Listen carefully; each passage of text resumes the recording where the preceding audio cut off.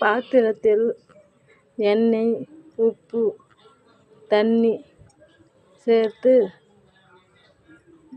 கோதுமை மாவு சேர்த்து நன்றாக பிசையவும்.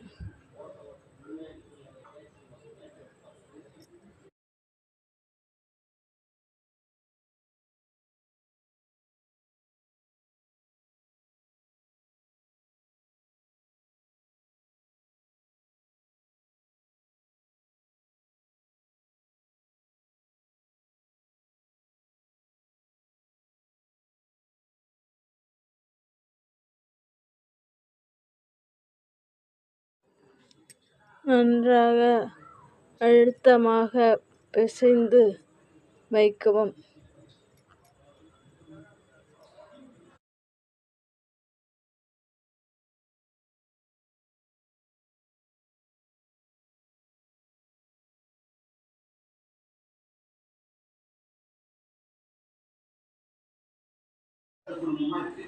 பூரி கட்டையில் மாவை உருண்டையாக பிசைந்து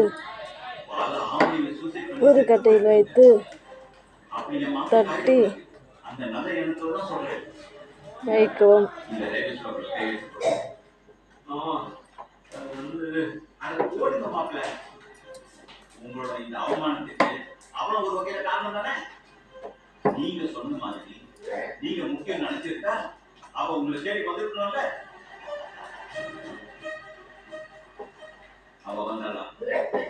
நீங்க முக்கியமா, அவ குடும்பம் முக்கியமான கேட்கும் போது நீங்க தான் முக்கியம்னு அவ அந்த இடத்துல முடிவெடுத்து உங்க முக்கியம்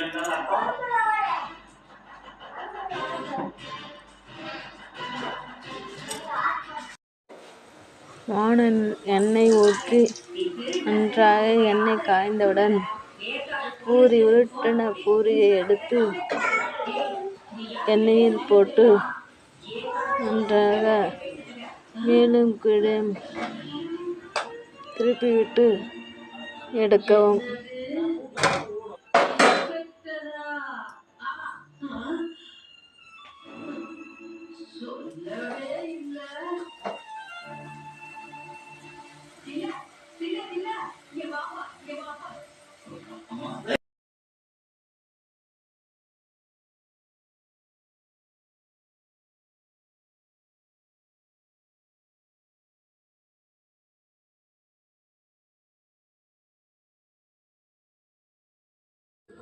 இப்போது பூரி தயாராக உள்ளது. லைக்